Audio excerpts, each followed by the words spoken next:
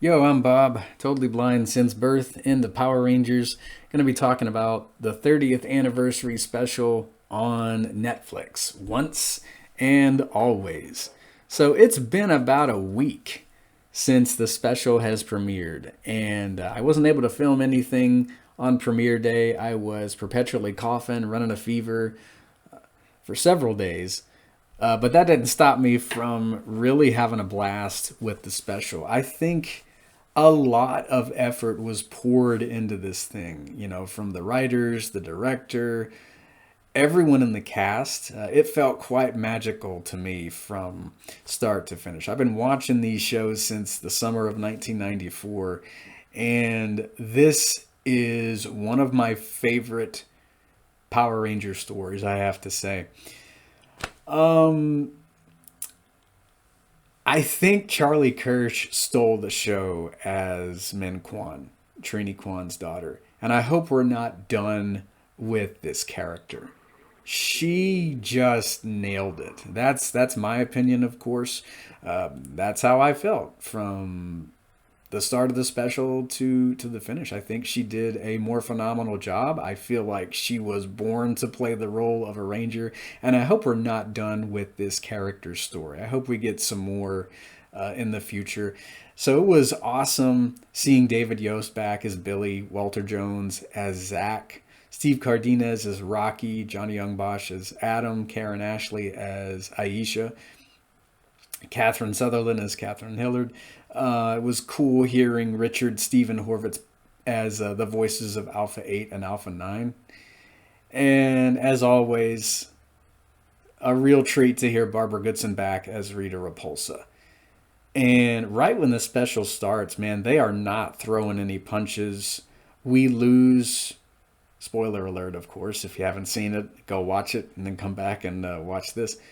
We lose Trini Kwan. I mean, of course, that was evident in the trailer. And she's doing what Zordon chose them to do.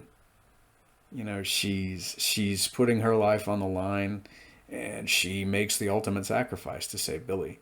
And right when the special started, I mean, we got that fight scene, and I remember thinking, okay, are we going to explore how Robo Rita came into being? Who or what is she? And of course, we did get that later in the episode.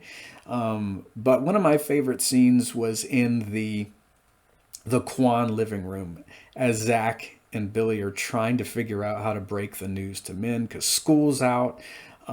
They have been thrust into a situation, it's unthinkable to them. They have lost someone that they've been friends with since they were teens, and it's got to be devastating to everyone. I'm sure if those who are watching this, if you've ever been in the situation where you've lost a loved one, just in the blink of an eye, they're gone.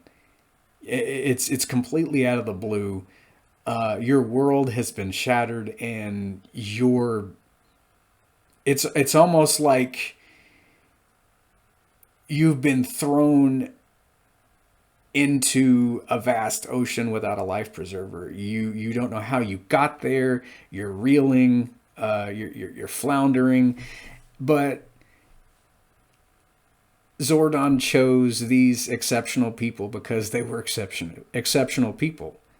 He didn't just choose them to be Power Rangers because they can kick butt and fight monsters. He chose them because they can go above and beyond throughout everyday life. And that's what we see Zach doing a year later. We see him moving in. He's trying to do his best to support this kid. He's given up being a congressman for her. I don't even think you would have had to ask him once to do it. He's just doing what he's always done. So is Billy, you know? Even though we didn't really see it on screen, I'm sure that he did his best to look in on her. These two are going above and beyond and doing what Zordon chose them to do in all walks of life. When it comes to being Power Rangers, they're helping folks, since 1993. So I love the scene where we're in the new command center, and Billy's looking at Zordon's cracked tube there, and we get the flashback. We get to see how Robo Rita came into being. Evil is a lot like cancer. You can beat it down. To quote a popular author, Stephen King, sometimes it comes back. That's life for you. And I like how Billy was attempting to bring back his mentor, just like Min lost her mom. You've got to think that the original Rangers were reeling when they found out Zordon had sacrificed himself. That's one scene I wish we could have gotten in Countdown to Destruction. I wish we could have seen some of the original cast members back and hearing the news as to what happened to Zordon when he sacrificed himself to vanquish the evil essences in Rita's Ed, Diva Talks, all that. But it definitely resonated with Billy to the point where he wanted to try and bring back his mentor. And of course, unbeknownst to him, the evil essence that bled off of Rita hitched a ride and basically killed Alpha 8. It really didn't seem that far-fetched to me. If you've watched Dragon Ball Z, you know the character of Boo in that show. I mean, he was split into, pure good and pure evil. And Rita here, this is just evil through and through. There's nothing Mystic Mother about this. This is Rita's pure evil nature. And this is Rita at her most wicked here. And I don't think I've ever seen her like this. I really love what they did with her character in the special. Throughout the entire special, she is taunting these characters. She's rubbing it in that she ended Trini's life. I think she wants them angry. She wants them unfocused. And these verbal head games that she's playing with them, they're quite evil and quite sick. And I have to say, this is probably one of my favorite portrayals of Rita. She is pure evil here. She doesn't really joke around like she used to. This is grade A evil Rita here. And I love being able to get to see the Minotaur and Snizzard again, two of my favorite monsters. I used to own the toys in the 90s. It was awesome seeing the original putties back in action. I love how they utilized the Blade Blaster and things like that to disintegrate them. Kind of reminded me of Lord Zed's putties here when the putties disintegrated. Let's see. I like that bit where Catherine says something like, yeah, even after all these years, they still sound like angry turkeys. So I guess at some point during season 3's continuity, maybe Catherine had to deal with some putties. I mean, they were dealing with the Tango Warriors at that point, so we never really got to see Cat fighting putties on screen. Maybe they were hanging around the palace when Catherine was under Rita's spell. That could have been how she heard them or, witnessed them. Maybe the Tangas were all beaten up and they had to, dust off Finster's monster molds at some point. And maybe, she had to deal with the putties at some point. But yeah, they always did sound like angry turkeys to me too. And I love seeing them back. The putties don't pull any punches here. It was just an amazing special from start to finish. I loved seeing that part where Rita tries to blast with her staff yet again, and then you've got Min jumping in the way of it. And she is able to morph into the Yellow Ranger. It's just speculation on my part, but I'm wondering if some bit of Zordon was somehow able to trigger the metamorphosis. Of course, it's just speculation on my part. I don't know if they'll ever bring him back. But I love the bit where Min finally got to morph, and she's a beast with those power daggers. Wow, man, running up walls and spinning them around. I love the monster fights in the episode. I also love the nods to other series. So we hear that Aisha and Adam were off doing battle with the Trubian Empire on Sirius. So that's a bit of a nod to SPD. There was, I guess it was a visual nod to Bulk and Skull. That wasn't described in the audio description track, but I did catch their that little taste of the musical theme for them. I found out online that they were on some billboard, the company or whatever it was.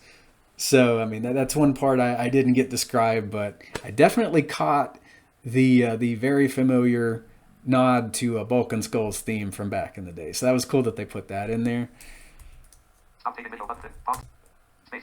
Love the Megazord battle. You can't have Power Rangers without a Zord battle. So I guess to some it may have looked a bit too CGI. I'm immune to all that. So I was just having a blast having the fight described to me. Big robot versus big lizard. And then he goes down with the finishing slash there with the power sword. And I love Billy, that one part where he runs Rita through with the power lance. And then you've got Zach, who ultimately blasts her with the power axe, taking her out there for good. That we know of. So that was really cool. I love how Rocky, he runs the Minotaur through with his power sword. I would have loved to have seen the power blaster form, but we didn't get that. I still think it was one heck of a special. And even though Rita returned like a form of cancer, the Rangers beat her back again. And that's life for you. It throws you the nastiest curveball sometimes. But I think the key is you have to get back up, even though you may lose people along the way, and you have to keep going.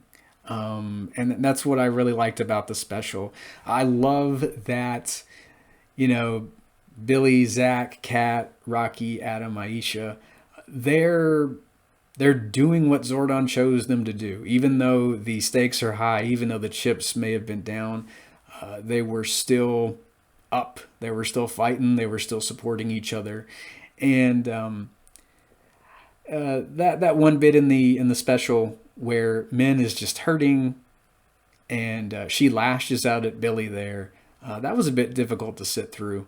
But I love how she reconciles with him at the end of the special. I mean, when you're hurting, when you've lost someone, you never know what it's going to do to you. You don't know how you're going to react from one moment to the next. But I like that Billy understood. And I really enjoyed the dedication at the end of the special. We get that really sweet flashback to Song of Gotardo, where Kimberly wrote the song Down the Road for Tommy, right before his final battle as the Green Ranger. And I love how they dedicated it to Thuy Trang and Jason David Frank. That really got me misty-eyed. So I was coughing and I was about ready to cry after the special was watched by me for the first time. And I'm probably going to watch it quite a few more times. I really had a blast with this thing. And it really had a Boom Studios comic feel to it. A lot of serious moments here. But at the same time, it's all about characters supporting one another. It doesn't matter where you're from, what walk of life you're traveling. It's all about having each other's backs and standing up against impossible odds. That's why Zordon chose these guys to be Rangers, both in and out of the suits. And just an amazing special from start to finish. I give it a 10 out of 10, but that's just me. Anyway, guys, I'll hear you next time. And may the power protect you.